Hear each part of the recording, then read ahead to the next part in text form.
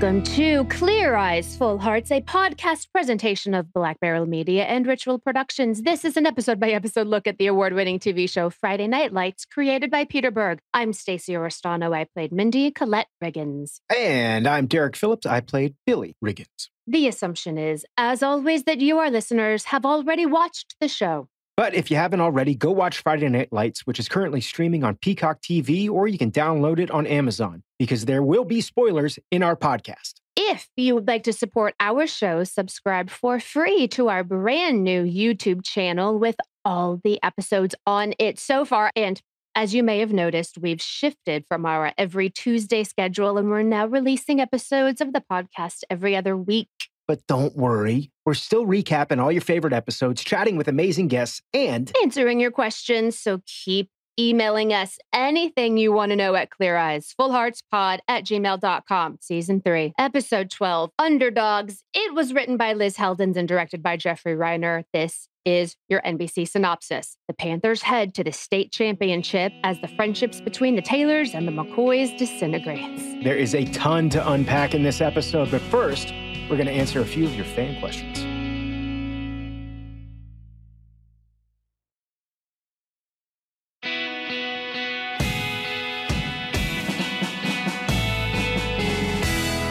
Our first question comes from Angel, who writes, when the football players like Matt, Riggins, Smash, etc. did practice and game day scenes, how many scenes would they do before a stunt person took over for them?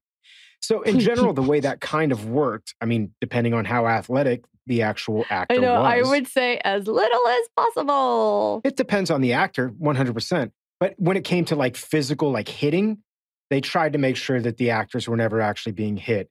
And it's not because actors are wimps or anything like that. It's just the fact, seriously, guys, that if one of them gets injured or one of them breaks an arm or breaks a leg, all of a sudden you've got to rewrite whole entire episodes. It becomes a massive insurance risk. I mean, even if they get a cut on their face, that's continuity. So it's like, it's a big deal. You try your best to keep your actors from getting injured. I mean, if you look at a movie like the Mission Impossible movie that shot a couple years back, Tom Cruise was doing a stunt. He broke his foot and the movie had to go on hiatus for like 4 months while Tom Cruise's leg healed.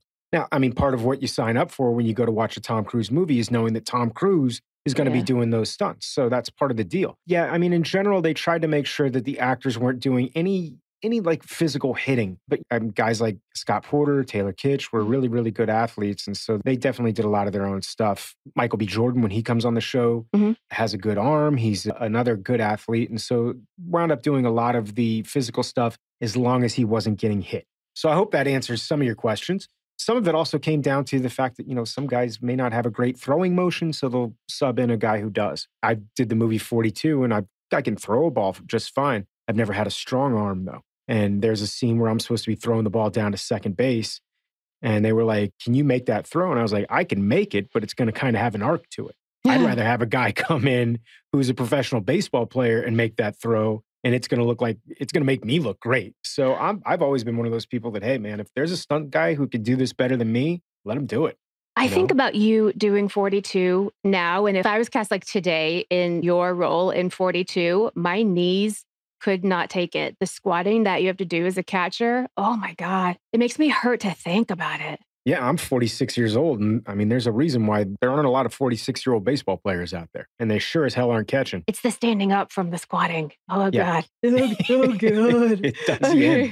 Next question comes from Kelly in Perth. God, I love you guys in Australia, who has 2 questions. Let's do this first one first. Did any of the cast get to keep any props or wardrobe from set once the show wrapped? I personally did famously steal. I say steal. I asked the art department. All of the framed pictures that were in the Riggins house, I still have some of them. One of them is a very weird framed photo of Taylor Kitsch in like a riverbed brook just taking a sock off. And I love it. Another was his framed picture of his like uniformed 33 that I gave to Mae Whitman for her birthday because she's a huge Friday Night Lights fan. I still have some of them. Costumes. Let me talk about that. They did give me or offer me a lot of costumes when it was over because you're not going to reuse those. But just know this: anything that Mindy Riggins wore, Stacey Oristano wears the exact opposite. So I wanted none of it. So I took a couple Dillon Panthers t-shirts, a couple East Dillon Panthers t-shirts. I definitely wanted my East Dillon baseball cap after coaching for the East Dillon Panthers. The biggest thing that I wanted, and I didn't steal any of this stuff. I was allowed to take it. Trust me, I tried to steal the East Dillon hat before and I got caught. Nan Bernstein had asked us if there was anything in particular that we wanted within reason. I couldn't take the Riggins truck. I couldn't get my Camaro. Yeah, exactly. I'll take the Riggins house. I took, and I've mentioned this before, it was that stand-up like St. Pauli girl type cutout that was in the Riggins house. And I've got that still in my place in LA. Do you know what I noticed in this episode today that I forgot to write about? There's a pinball machine in the Riggins house. Yeah, I think there is. It's the only time I saw it was at that party. And I was like, what? I think there is. Because I never played on it. Yeah, it's over in the corner over by Tim's room, if I'm not mistaken. One shot during that party. Anyway, we'll talk about that later. But I know like Scott Porter took his state championship ring. Mm-hmm. Scott Porter's got like a bunch of stuff. My very sweet father got me a wrap gift when we were done. And he had the high school rings that you get when you graduate. Mm-hmm. He had one made for me and it had a red, because we were Lions by then, like a red ruby in the center. And it said Oristano Friday Night Lights around it. And on one side was a football and on the other side was a like comedy, tragedy, drama mask. It's very, very sweet. And I love it so much. I'm surprised that one side wasn't football and the other side wasn't stripping. A stripper shoot, like a stripper heel. Yes. I love it. I still have it to this day. That's really cool. I didn't know that Mark got you that. That's awesome. Yeah. All right. Our final question comes from Jennifer D., who says, I was in the marching band / color guard in high school, so I am very familiar with the football atmosphere. What was your favorite game / episode and why? I famously hated game days. Oh, you guys, hated is a horrible word because anytime I'm on set, I'm still the luckiest person in the world to get to do what I do. They were just long and arduous, and being in the stands, like, you don't get to do anything. So I have two, and one of them is physical. So I'm going to try to explain what happens. It's the finale game. And famously, the shot is, I think it's Michael B. throws a ball and the camera just follows the ball and follows the ball and follows the ball and follows the ball. And it keeps going and going, going forever. So that's what Tony, RAD, told us was happening. So we just look and watch and follow the ball. That was all I was supposed to do. The guy in front of me who was just an extra, oh God, he was so sweet. Like, I guess didn't know that slow motion happens in post. And in front of me, he clasped his hands together and very slowly did a raising of the arms. And then to the other side, raising of the arms in his cheer. And I was like, well, there goes my shot. Thanks for that. It was hysterical and amazing. They didn't keep it in the show, right? No, I got cut, but okay. I couldn't not let him do it because he was enjoying himself so much. My other favorite was, we were definitely in red. Derek and I have a very good friend named Barbara Bowman who came to set with us, and she was in the stands with me, and it made that day much more fun when she was there. I always enjoyed whenever we got to go to the state championship games. We got to play one of the games in the old Texas Stadium in Dallas, which was really, really cool. And then in this episode that we're going to be talking about later, we were in Darrell K. Royal Stadium, which is where the Longhorns play in Austin, Texas. As a football fan, it was just cool being on the field for those. And then the show finale, we were at the Cotton Bowl in Dallas. Yeah, in Dallas. In the original Cotton Bowl. And that was really cool. I mean, the Hurricanes, I'm a diehard Miami Hurricanes fan. And we played Texas in the Cotton Bowl and just beat the living crap out of them. And there's like a really famous moment, if you're a Hurricanes fan, where Randall Thrill Hill ran all the way up the tunnel and started shooting his guns. And I reenacted Oh, yeah, of course. that. I absolutely remember Randall Thrill Hill shooting guns. Well, I remember it, Stacey, and I did it myself when we were in the Cotton Bowl. But it was just really cool as a football fan to go to these iconic stadiums. I surely would never have been invited there based off my athletic prowess. Your football prowess. Yes. So it was really cool just to have those experiences. I always loved when we had those big games. And the other thing that was really fun is they were usually long days, but it was everyone on the show was usually there. And as we've said before, the background actors, especially more so when we were shooting in Austin, were the same group of people for essentially 4 or 5 years. And we got to know them really well. So it was like hanging out with people, and you would watch little clips form. And it was fun to see their stories happen too, just sitting and watching. Yeah, well, thank you guys for all the fan questions. Please keep them coming. Stace, you ready to jump into this episode? I'm jumping right now. You guys can't tell, but I'm jumping. She's jumping. Let's do it.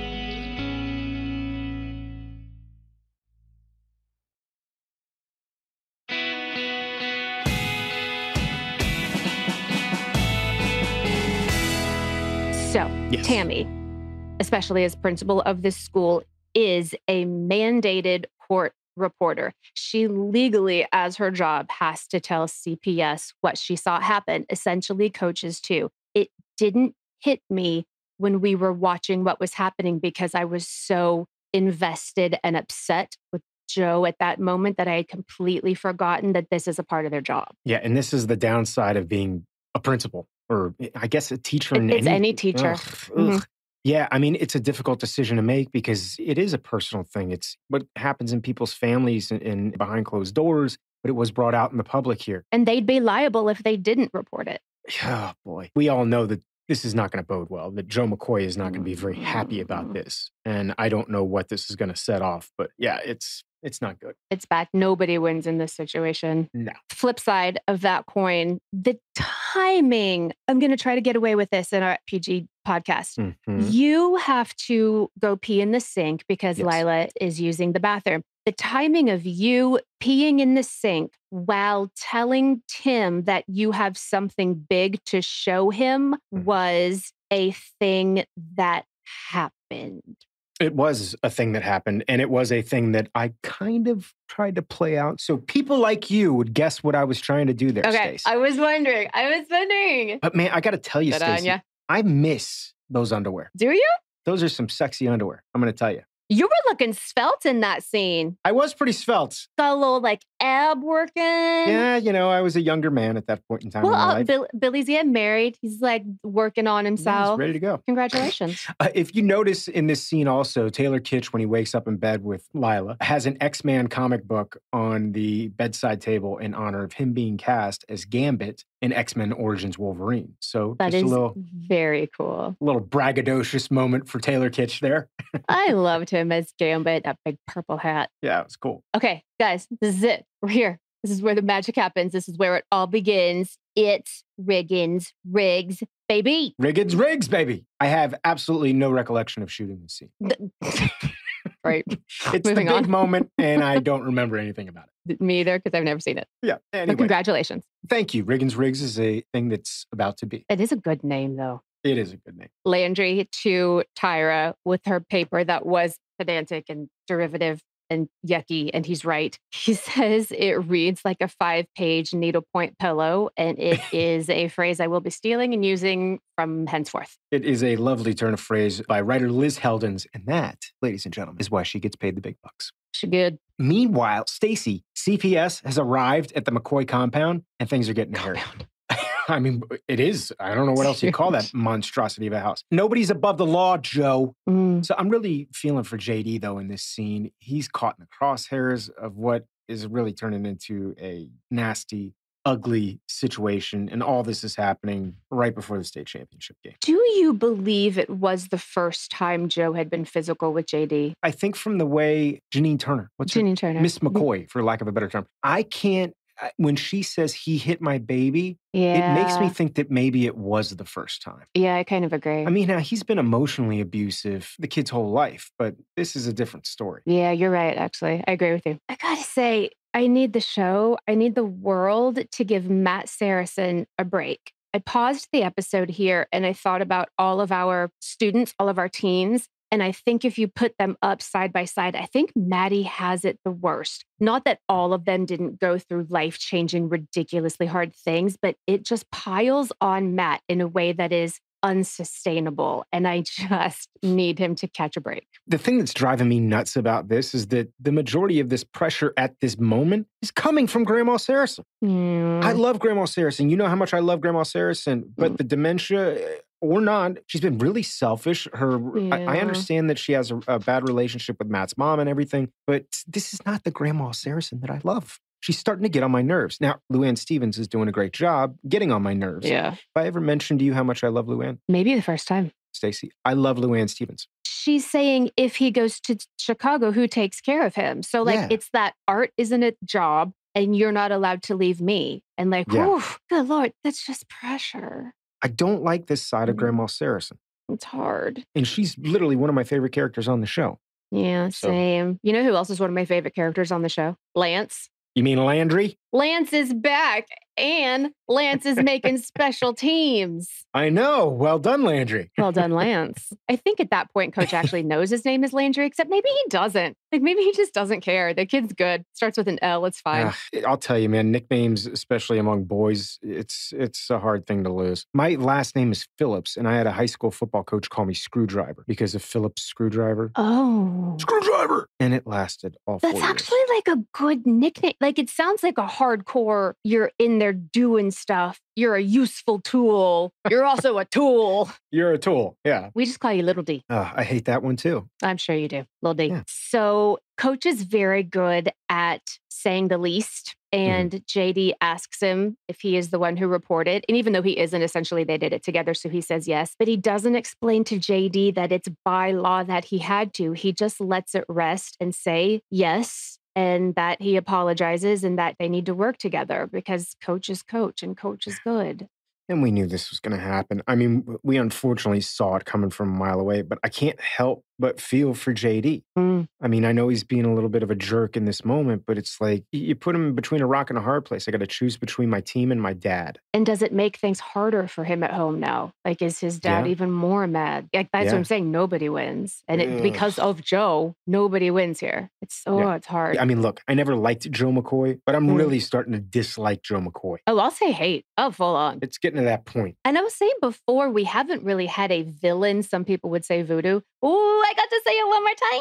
Oh, come on. You know the rules. Some would say voodoo. I would say this isn't a show that does like protagonist and antagonist. I think we really have a villain on our hands here with Joe McCoy for the first time, maybe. He's getting to that point. And it's played so well by DW because it's not like a waxing of your mustachio. He's just a jerk. Yeah. So you and I, it didn't hit me at the time when we shot this. We just decided that hundreds of teenagers could drink alcohol in this house. Yep, that's what we do. Yep, that's what happened. I'm going to tell you, it hit me when we shot this because my dad's a lawyer. And my whole entire life, I've been thinking, like, you can't do that. You can't do that. What happens if one of these kids gets in their car and drives home and kills somebody? You're at fault. Oh, you and I go to jail. Yeah, we go to jail. You know the only person who doesn't go to jail in this? Who? Tim. You're allowed to drink alcohol if your adult is with you at home. So everybody goes to jail except for Tim Riggins, which is like the first time that ever happens.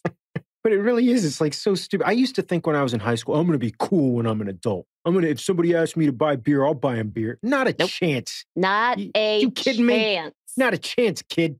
God, we were idiots. Mindy and Billy are idiots. I do love that we're sitting on the couch here with Jonathan Schaefer, a.k.a. Falcon, our assistant prop master on FNL. And if you keep a close eye, you'll notice he's also one of my groomsmen at the wedding, along with Joey Hudgens, who was our location scout. It's just a host of crew members at the Billy Mindy wedding. And Scott Reeder is going to be doing the ceremony, if I'm not mistaken. Mm-hmm. You, me, and Jonathan just got to sit on that couch for a while. That scene took a while to shoot because there were so many people there. I don't know what we were arguing about either, because it's obvious that he's like, right, man, right? And he's like trying to get me to agree to something. I push his hand out of the way in the scene. But I'm sure it was just some kind of behind the scenes thing. We were just making something up just to keep it interesting. I sort of remember coming out of the room covered in a blanket and Jesse yelling, "I have a Mindy," and then running into my house and vomiting. I kind of remember it. I would just like to say you're all welcome for my vomiting noises from the bathroom. You're very welcome. It was lovely. It was lovely. Yeah, Landry's doing his best Billy Riggins there, waking up on the floor of the Riggins house. You've probably woken up on that particular part of the floor. Billy? Yes, I'm assuming Billy definitely has. Yeah. Hey, you know who saved the day here? You. Me. Yeah. What do you know? Look at you. Look at that. You got the kid drunk and then you got him home.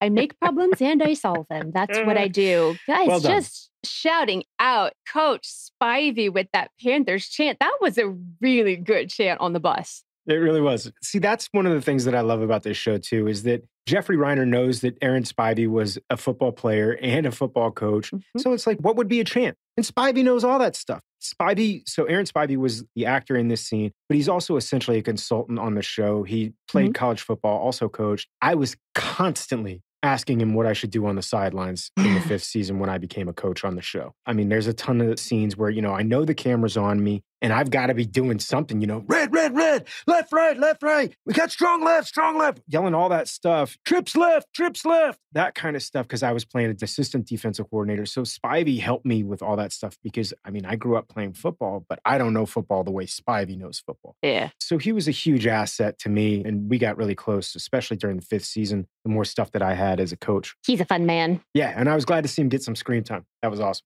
Yeah, it was really fun. Hey, Lil D, you ready for me to blow your eardrums with something that has never been said on our show before? Lil D, I prefer that you don't call me Lil D. Go ahead. I love Grandma Saracen. She redeems herself. I'm going to give her, she does redeem herself here. She's sitting there with Julie in the stands, and I take back all the awful things I said about Grandma Saracen 5 minutes ago. We know that she's got Matt's best interest at heart. She just needed a little time to think things through. Okay, I know I said in the fan question portion of the show, and we talked about this earlier, but I got to tell you, it really was great getting to shoot on this field. As a kid growing up loving football, it was pretty awesome. I have a great picture of Scott Porter and I. I just assumed that Scott was in this episode, but Scott was just in town. And Scott and I have a great picture of the two of us standing on the 50-yard line of Texas Stadium. I'll have to put it up on my Instagram, which is _Derek Phillips. It is much bigger when you're inside of it and it's not filled with people. It feels just massive. It is a big stadium, and it's just really cool. I mean, the field's beautiful. I'm a Baylor fan. I don't care about Texas, but man, it's still pretty cool. Tammy has one girlfriend in her life, I would say, besides her sister. And now I think that relationship is over, I would say. I think it's pretty safe to say that. That was an intense scene. I'm brain farting. I got nothing to say. I know, it just sucks. Yeah. Everybody loses.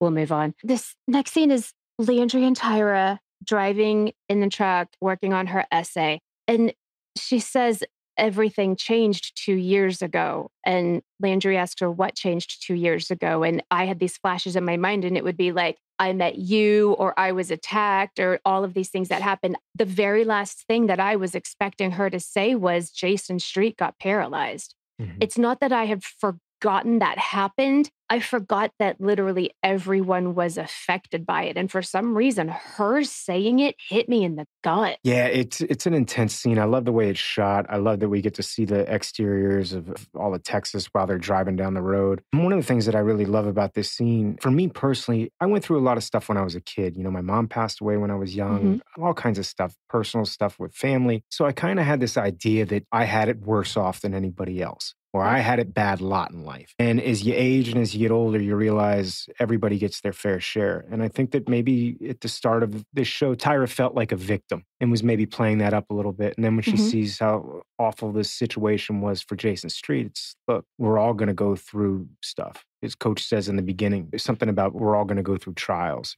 And I think that once you realize that as a person, it stops making you so bitter and you just focus a little bit more on yourself. And that's what she's done in the past couple of years, is try to better herself through all of this. It's what makes Landry, I think, such a good, I want to say teacher in a way, because he pulled that out of her to start what is going to be now this incredible essay. Good duo. Great scene.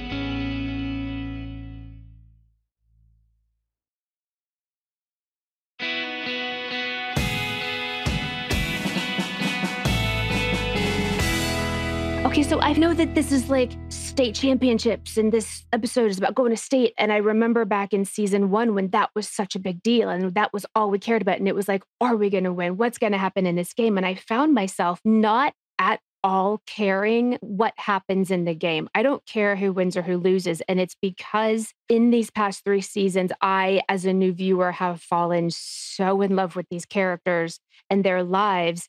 And that's what's important to me. And it's a testament just to the writing of the show. Give or take the game, I don't care. And Tammy even says, you'll win, you'll lose, the sun will still come up in the morning. And I was like, yeah, that's not what matters right now. As an old viewer of the show and as a person who had watched it originally, when we started this episode, I had to really think, I was like, can't remember. Did we win or did we not? I couldn't remember when we started the episode. And then as I started watching it, I was like, oh, okay, yeah. Now I remember what happens. It really is a testament to the fact that what we care about is these kids, the characters. What we care about is what they're going through. As I've said before, when I've done interviews in the past, Friday Night Lights is as much about football as Grey's Anatomy is the practice of medicine. It's the thing that ties everyone together, but you don't need to be an expert in football. You don't need to even understand how the game is played. You don't even really have to care about who wins or loses the games. You care only in so much as it affects the outcome of these characters' lives, and you become so attached to these characters that you want good things to happen for Coach. You want good things to happen for Tammy. And if that means winning games, then so be it. We have so many international fans of the show. American football is really American football. It's rarely understood and watched or followed by anybody that's not Canadian or American. You know what I mean? Yeah. So that they enjoy the show, even when they don't understand the game or they're learning the game, is a testament to that same thing. Yeah. This essay that Tyra writes to get into college has very literally convinced more than one girl to apply and get into college. Adrienne gets a lot of times girls that will come up to her or write to her and tell her that it was this particular scene, this particular character that they looked at and they said, if she can do it, I can do it. And that's just a testament to Adrienne, first of all, but the writing of this show, man, God, that was good. Yeah, you're right. It is a beautifully written scene. I love the way that Jeffrey Reiner shot it by mixing all these different moments in with all these different characters. You got Briggins and Saracen playing Frisbee out in front of the steps of the Capitol. Good. It's just beautiful. It's beautiful the way that all those scenes are intercut. Wonderfully acted by Jesse Plemons and Adrian Palicki. It's one of those scenes that we've talked about before on this show where all the elements come together. There's music underscoring it. You got Coach and Tammy looking out over this iconic Austin cityscape. There's something about that Frisbee throwing too. We always sometimes get a little bit of a callback to reminding the guys why they like playing in the first place. Like when they watch the boys play football or whatever. And it's like, we just like tossing things to each other and catching them. Like, and it is a cliche, you know, it's not about who wins or loses. It's about how you play the game. And I think that there's a lot of those moments. I think that's what Coach goes back to over and over in this. Unfortunately, you got to win if you want to hold on to your contract. Unfortunately, you got to win if you want to stay coaching. You got to win if you want to keep playing. But at the end of the day, it really is about the joy of playing this game, of playing any game, the joy of competition, the camaraderie that's created on and off the field when you play sports. And I think that that purity of the game is what Coach kind of keeps going back to. Yeah, we do a lot of callbacks to that in this show that I love. Yeah. So it really is kind of a wonderful moment. They just find this random Frisbee laying out in the field, which in Austin, there probably is a random Frisbee. Trust me, there is. Probably a hacky sack not far behind. Do you know what happens in Austin? So I lived in Austin for 2 years. Not that long ago, I went to go work for better or work for a while. All of the hiking trails that I used to do are now Frisbee golf courses. So while you can still hike there, you got to watch out because you're going to get hit in the head with a Frisbee golf and they're everywhere. So I hate Frisbee golf. Okay. The anger that we are seeing coming out of JD yelling at the team at maybe the end of the half or even during the whole game is making me think that this is how JD is talked to at home. This is all he knows, and all he can do right now is continue the cycle of abuse until he learns better. It's something really interesting, and we've talked about this before, Stace, is that you and I had a conversation about the fact that JD McCoy is not a leader. He's not. He hasn't proven himself on that front. The kid's got all the talent in the world. He's got this amazing golden arm. But when the going gets tough, he starts pointing fingers. He's yelling at his lineman. He's talking about Saracen not being open and his lineman not blocking for him. Everybody else's fault. Yeah, it's everyone else's fault but his. And that's not what leaders do. Leaders take responsibility for their actions. And that's essentially why JD gets benched. I want to talk about this for a second too, and I think we may have talked about this. We only had Darrell K. Royal Stadium for one day to shoot this. And if you go back and look, it's probably the last 15 minutes of the episode is in the stadium. That's a lot of stuff to shoot in one day. Yeah, because that's fans and football and sidelines and Jesus. And as far as I can remember, I believe this was the longest day in the history of FNL, the longest shoot day. If I'm not mistaken, I think we wound up shooting about 20 hours. As I've said before, our average day was probably 8. So to shoot 20 was a lot. There was a lot of tension. And that means like legally so much overtime pay for everybody who is there. So to do that is a big, big deal. Yeah. And as I said before, I mean, Jeffrey Reiner, who was kind of the directing showrunner of Friday Night Lights, who kind of kept the whole ship together. This is the only time in all the time that I worked with Jeffrey that I kind of saw him almost crack. Mhm. We were 20 hours into shooting, and there's a moment right before Tim's final scene. Tim and I were supposed to have some kind of moment outside the bus.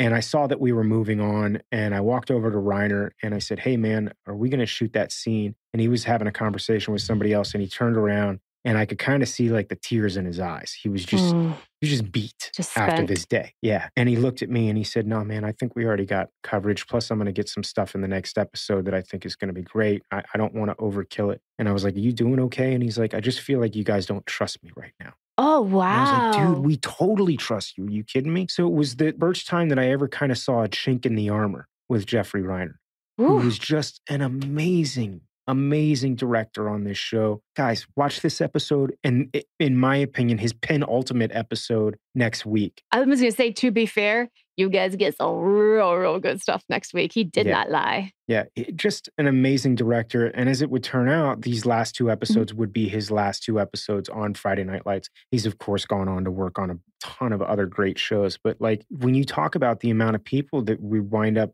potentially losing on this show after the course of this season, it's kind of out of control. But yeah, I mean, it was a close to a 20-hour shoot. It's the only time I ever saw Kyle Chandler ever get upset. Oh, we all were losing it. Yeah, it was a long day. Like everyone was snippy. We were tired. We were ready to go home. We all Yeah, were at tired, each other. cold. It was a Yeah, cold day too. it was a day. I mean, it's still just a testament to this crew to be able to shoot something that was probably the equivalent of, I want to say probably about 14, 15 pages during the course of a God, day. cameraman holding those cameras for 20 hours. Oh, I can't imagine. I don't want to harp on this too much, but it is, guys. When you're moving really, really fast on a TV show, you may get 5.5 to 6 pages in. That's Mhm. like a really, really good day, is to get 6 pages. I would say on average, it's probably about 4.5. Mhm. So the fact that you shot 15 pages in a day with close to 1,000 extras in the stands, Jesus. it doesn't happen, except that it will happen again in the next episode. But next episode, it will be 18 pages in one day. And it's our wedding. It really is just a testament to this crew, to this cast, to Jeffrey Reiner. Just an amazing job. And I just wanted to give him a shout out and let him know 15 years later that I still love him and I still think he did an amazing job. And You want I'm to just, talk about being a leader? yeah, That guy's a leader. yeah. Okay, let's go back. QB shakeup. Yep. I was ready for this. I didn't know Yes. it was going to happen because I haven't seen it. I was excited. My head was like, is Matt ready for this? Is his arm ready for this? I don't care. I want JD out. I want Matt in. This is his last game. This is the way it's supposed to be. These guys need to be back together. Yeah, and they put Matt in, and all of a sudden the team starts gelling. They start moving the football down the field. They're playing team football at this point. It's not just about how great JD McCoy is. They even have a moment where, they do a running back pass. They pitch the ball off to Tim. Tim gets it, and he throws a pass to Saracen, and it's in the end zone. It's the definition of a selfless move because most elite quarterbacks would not go out and run a pattern as a wide receiver. It just You wouldn't don't want to happen. get hit. You don't want to get hit. Exactly. It opens up the playbook, I think, for coach because he knows he has a player back there that isn't going to have to throw the ball on every single down, who isn't going to try and win the game on his own. He's going to be a Isn't going to team yell player. at him and all of his other players. Yeah. I mean, the Panthers they wind up scoring a ton of points. They're back in the ball game. There's like a minute left. We've seen this happen ad nauseum on Friday Night Lights. Dylan drives, they get the ball back, scores 28-27. Panthers have got it in the bag. They kick the ball off to the other team. I can't even remember what the other team's name is. They drive down the field, they kick a field goal, and it's good. And that's it. No time left on the clock. The final score is 30-28, and that's the ball game. I would have been upset if we won. Is that weird to say? On a storytelling level, yes. Yes, pure, not as I a agree Panthers with fan, you. as a storytelling level, this was earned. And it gives way to what happens next. Yeah. So the final score is 30-28, and you think the whole time, like, Dylan's going to come back and win it, and that's it. They lost. Yeah. This final speech by coach it was really amazing just to be in the locker room for that, to get to witness it, to get to watch Kyle work, because I hadn't really had a ton of stuff with Kyle at this point in time, up to this point. So it was really lovely to be a part of that and to be in that locker room. It felt ominous because it was the last shot of the day, if I remember correctly, on this It was. episode. I watched this from Video Village too. And it was just, I mean, you could hear a pin drop in that room. And all the shots, the shot of just Matt at his locker, the shot of Tim at his locker, you, Tyra, like everybody's face read a million different things. It's heaven. Yeah, just the way it was all cut together. Once again, another testament to Jeffrey Reiner. But that was it, guys. That was that scene. Beautiful. Speaking of beautiful scenes. That's what I'm saying. Because we lost, we earned that. And that is more important to me as a lover of the show. I do have to say, God, I have goosebumps even talking about it right now. This last scene with Tim, it's gorgeous. It's brilliant.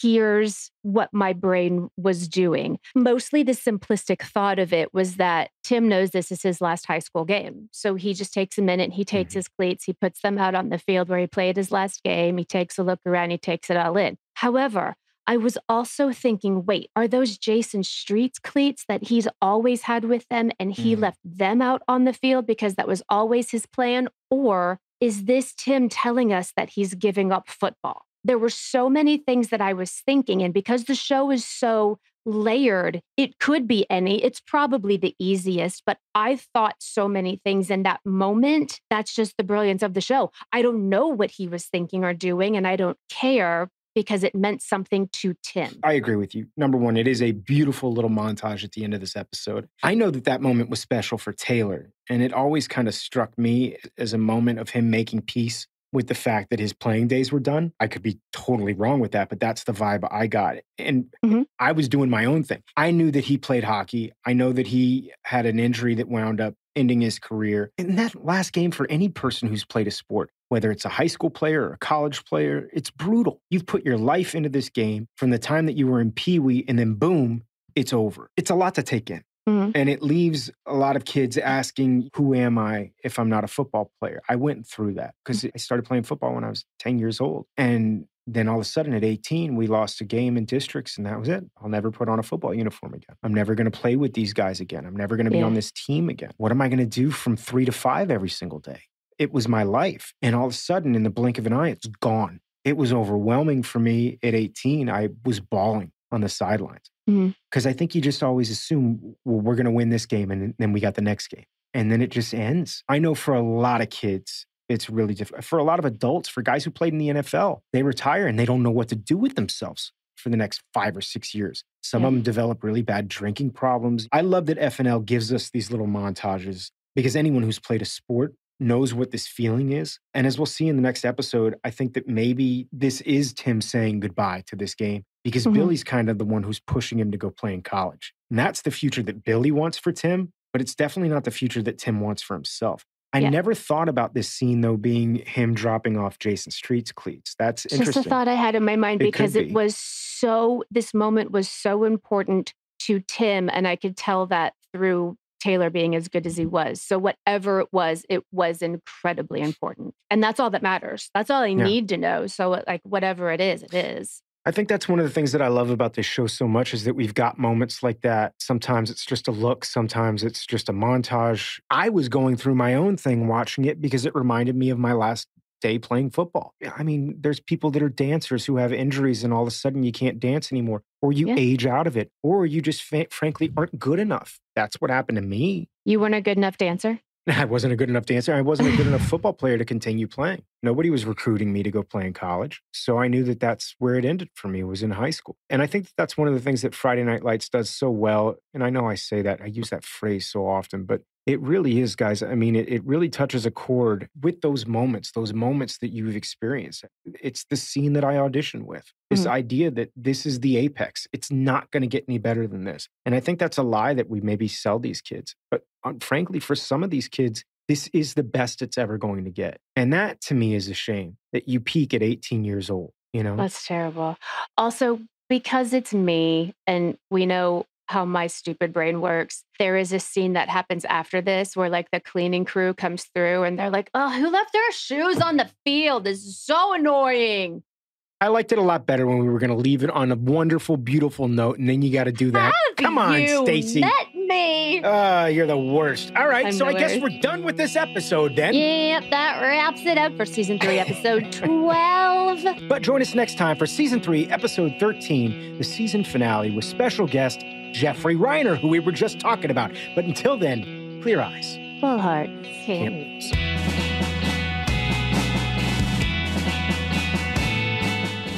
Clear Eyes, Full Hearts is a podcast presentation of Black Barrel Media and Ritual Productions. Executive producers are Stacey Oristano and Derek Phillips, Chris and Mindy Wimmer for Black Barrel Media, and Steve Walters for Ritual Productions. Our producer is Miranda Parham. Send your questions to cleareyesfullheartspod@gmail.com. And follow us on social media. I'm on Instagram at Stacey Oristano. And I'm also on Instagram at _Derek Phillips. Check us out on YouTube and blackbarrelmedia.com. Thanks so much for listening, and we'll see you next time.